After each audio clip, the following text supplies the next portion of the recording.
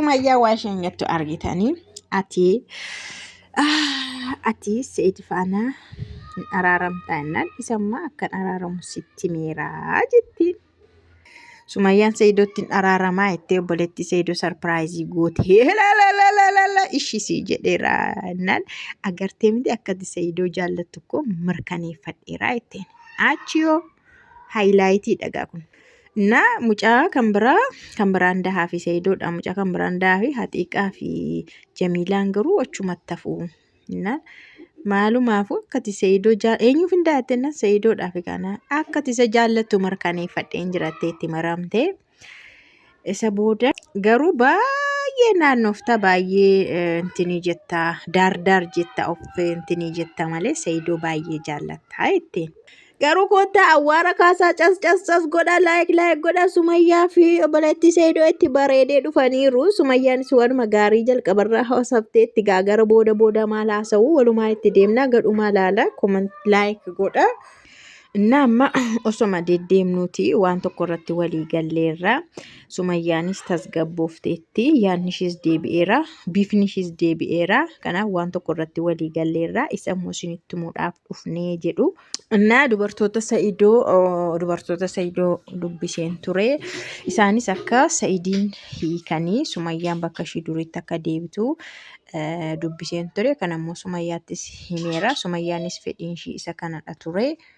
Sumayyaan maal jetti seetanii taasisennaan bakka baay'ee waan na dhibbiste baay'ee waan bakka na rakkisteetti obboleettiin Sa'iidoo kuni baay'ee tokko waan na rakkistee fi bilbilaanis na rakkistee qaamaanis dhuftee waan na rakkistee fi waan isheen haasoftee waan nun haasofne kan waraabamnetu caalaa muraasa isin dhageessisne malee taayip dhaabbii na dhowwitee. Kanaafuu anis yaada ishii hin diduu toleen jedha. Garuu dubartoonni Sa'iidoo waan Sa'iidoo irraa fagaatan yookaas waan Sa'iidoo hiikan miti. Sammuun isaanii hin hojjetutu Sa'iidoo irraa fagaatanii isaan godhaa. Kanaaf anarraa maa hafaa isaanumarraa ilaalla jedheen tole jedhee jetti. Sakkiin immoo maa jettee dhuguman ulfaata. Hin ulfaata garuu akkanatti murteessineerra waan ta'eef jetti.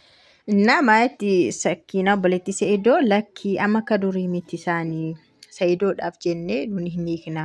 Ijoolluma isaa inni haa argatu malee nuni isaa waan jaallannuu fi isaa yaadna waan ta'eef rakkoon qabu nageenya Sa'iidoo barbaanna jedhanii dubbataniiru. Ati qofaanii duubatti hin deebiin malee jettiin.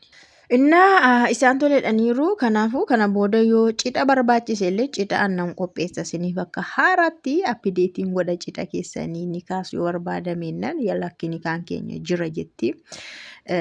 Akka seeraatti jettee wanta tokko dubbatte jechuudha. Waan barbaachisu kamillee nan godhaa jetti obboleettii Sa'iidoo jechuudha. Innis Sumayyaan takaraakkaraa artika.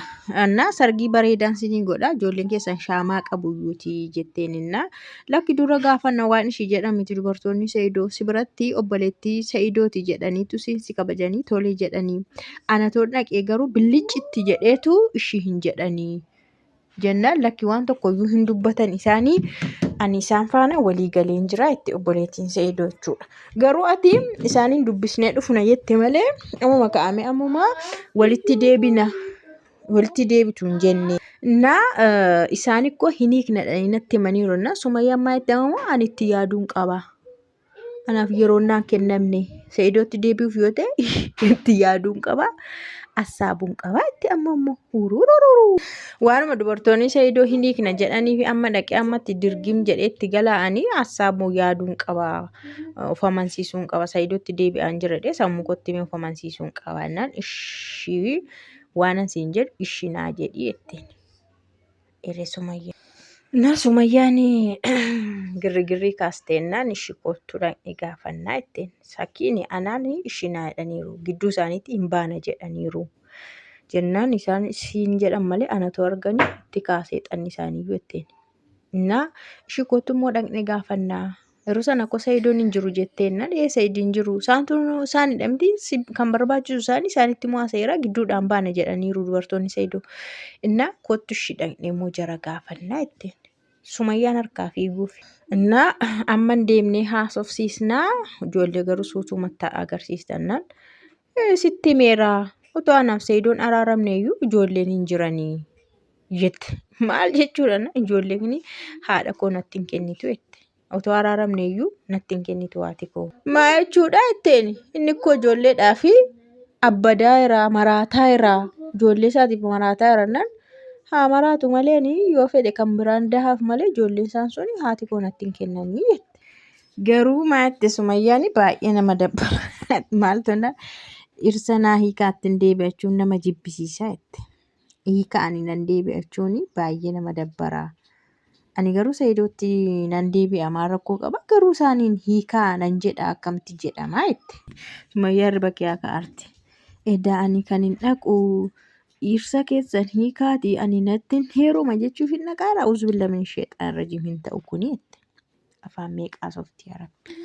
Sumayyaan maal jette ati dhaqiti Sa'iidoodhaani Sumayyaan tole jetteetti amantee jirti hin deebiti garuu ati dubartoota kana geggeessi yookaas hiiki jedhiti Sa'iidiin amansiisi malee dubartoota sanaan hiikaa hin jedhini. Tokkuma garuu garaagarummaa maalii qaba? Dhirsa keessan hiikaa ani ittiin heerumaan jedhaayyuu kun waan hin jedhamnedha. Yeroon assaabuyyuu mataa kun dhukkubsa kuni. Kanaafuu akkas gochuun baay'ee natti ulfaata. Ansumaa fedheen waati jettu ishiisheedha malee danda'ee raawwadhu raawwii isaarra danda'ee hin gahu jettee bakka sakii baay'ee rakkisaa jirti. As harkistii achi harkistii dura walii gallee amma dura haasofnee fidnee kaameeraa duratti akkas na gootaa na salphistaa. Maal ati duubatti deebitaa jetteetu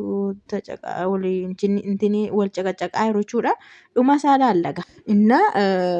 Waan ati gochuu qabdu jetteen oddoo ani hin jirretti bakka ani hin jirretti yoo hiika ta'e hiikee raawwatee xumuree adda fagaatanii waan hundaa erga mirkaneeffadhee booda akka haaraatti anaaf Sa'iidii walitti fidda malee dhaqxee ho'aama kanatti hiikaa jedhaniiru jettee walitti nu geessitu. Maanni kun mooraalii akkamiitiin dhaqamasii jaraafis gaarii miti anaafis gaarii miti. Anillee erga inni hiikee yoo mirkaneeffadheen gara isaa dhaqa malee amma abadan jette qaba. Akkas godhee erga walitti deebine immoo boriif taanii yeroo walitti deebinu ati koo na kadhatteetu dubartoota koo na hiiskistee natti deebite jedheetu mataa irratti na bahaa. Kanaafuu kun waan hin taane yeroon yaaduyyuu baay'ee nama soror nama jedha yaada ta'e fidde kun hin danda'amu hin ta'u jette. Hin ta'utti hin kadhatte asiin baase hin ta'u yaadamuyyuuti kuni. Sumayyaan dubartoonni kun waan Sa'iidoo taphitti dhiisan miti keessattuu ishee Yamanirraa dhuftee waan taphitti Sa'iidoo dhiistu miti. Dhirsa dhiisteetu Sa'iidoo bira dhufte waan ta'eef abadan Sa'iidoo hin dhiisanii. Kanaafiyyuu ati hin dadhabda jettee madhama aartana lakki namni illee waa'ee keessan kana nuuffee jira dadhabee jira. Adaraa kee itti goolamnaa dhimma keessan kana goolamna itti kadhataa jirti jechuudha. Hin dhaqna jechaa rugaaddoo wanti bukkee jechuudha dubartoota Sa'iidoo sana bira dhaqna jedhanii jiru. Achi yoon dhaqe immoo an humaan haasa'u nan dhaggeeffadha malee itti Sumayyaanii viidiyoo isatti aanuun dhufu natti fakkaata kunillee raawwateera.